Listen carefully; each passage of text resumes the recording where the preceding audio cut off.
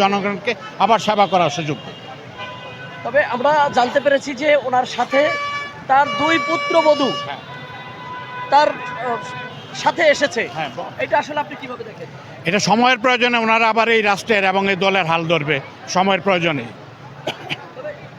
বেগম খালেদা জিয়া শহীদ president Ziaur রহমানের সহধর্মিণী, যিনি 3 বারের প্রধানমন্ত্রী, আজকে এই দেশে দীর্ঘ 12টি বছর সে কারারুদ্ধ ছিল কেন? এই ফাসিস্ট হাসিনার অত্যাচারে শুধু উনি ওনার সমস্ত বাংলাদেশের লোকই কারারুদ্ধ ছিল। বিএনপির 54,000 লোক কারারুদ্ধ ছিল।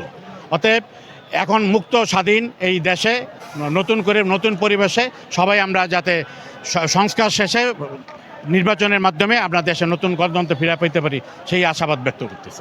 বাংলাদেশের সাধারণ মানুষের জন্য কি বার্তা দেবে? সুষ্ঠু একটা অবাধ নিরপেক্ষ নির্বাচনের মাধ্যমে বাংলাদেশে যে নির্বাচিত সরকার যাতে সেবা করার সুযোগ পায় সেই আশাবাদ ব্যক্ত। যে কাতারের আমির 3 বারের প্রধানমন্ত্রী বেগম খালেদা জিয়া, বাংলাদেশের পক্ষ থেকে আন্তরিক অভিনন্দন এবং মোবারকবাদ। ধন্যবাদ। মিথ্যা মামলা, হয়রানি এবং দলীয় নেতাকর্মীদের মিথ্যা মামলা দিয়ে